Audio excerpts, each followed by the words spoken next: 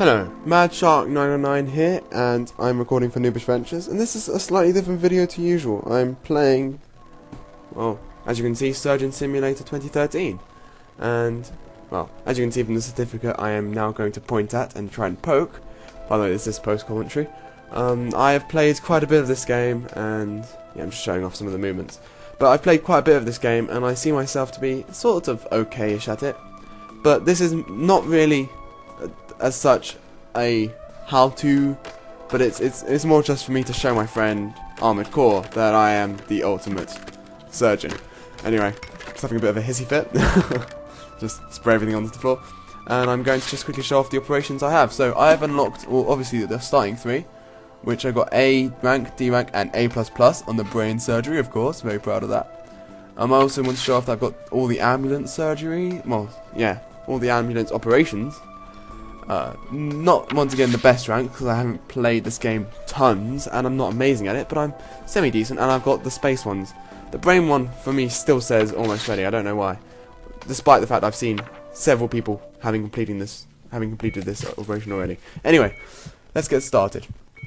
So, first thing you do when you come into the operation room is you just tap on the guy's head to make sure, you know, his brain's working and he's feeling okay. Just keep doing that. If he doesn't wake up, then that's good. He's been put to sleep. Then you press that random red button, and you can remove the cover, and it sticks to my hand. Anyway, best tool to start off with, in my opinion, is this spinny blade over here. If you come and pick it up like this, it's perfect. I mean, I should have really taken it at a slightly different angle because it makes it a bit difficult, as you can see right here, to hit the bones. But if you tilt it enough, there we go, you can start just cutting straight through the bones. So just tilt a little bit more. And what I do is I basically use this tool, go around all the edges, trying not to touch his, well, his actual skin or soft tissue as such. All the while making sure to keep a good eye on the blood meter, because I will clip it over here, I think.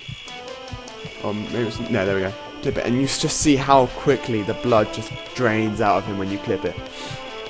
But if you just continue and you're careful, going all the way around, you can just sort of dispose of his ribs, really.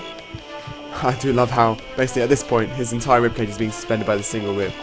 And once you cut it, it all just pops and goes loose. So you no longer need this tool, you can just drop it out of the way. Yeah, and then you pick up the ribs, as you might guess, and you can just throw it off the table. I fail it a little bit, catches onto the scissors. But the next course of action is to remove the lungs.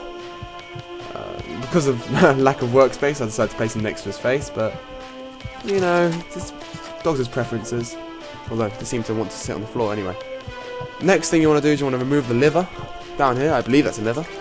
Yeah, it's a liver. You want to remove it and just fling it, do whatever you want with it, doesn't really matter. Next thing you want to do is you want to move the drill and everything else out of the way. I struggle a bit here. But you want to grab one of the scalpels. Now, it doesn't really matter which scalpel it is. If you can use the force like I do to pick it up, that's, I guess, a benefit, but you want to use the scalpel in this area that I'm circling right here. You want to cut it right there, because if you just touch it, literally as I just did, it cuts.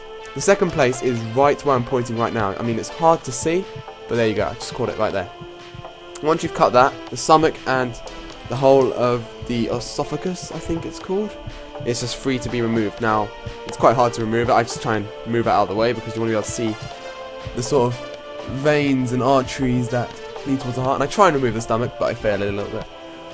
But you know, yes, indeed, you don't try and remove that because it's just waste time. Anyway, this entire time I'm losing a bit of blood, but not too bad. Anyway, next thing you want to do is you want to pick up the scalpel, and if you see just where I touched it, well, where I'm trying to touch it, right there's a slight difference in colour. Now you want to aim for that with your scalpel, as I do there. No, the next strike. But it's pretty easy to cut if you pick up the scalpel slightly better. See, I cut it there. And the next one is right here. Now, I sort of just look like I manically cut everything, but if you can't quite get it, that's the best course of action. Then you can just remove the heart and, well, once again, try and fling it away, but instead drop it on your patient. And then all that's left, literally, to do is pick up the heart and drop it in the body. Now, unluckily for me, this is the hardest thing to succeed at. As you'll see, I fail it several times.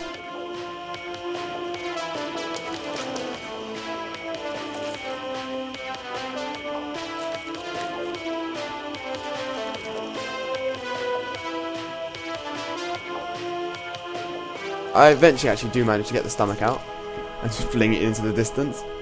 But yeah, if you grab your heart, and I said grab your heart, and if you just take it and you drag it around his chest, you should succeed.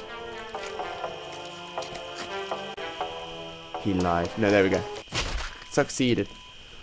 So not the best surgery ever. Anyway, I just hope that was helpful to you, Armoredkore.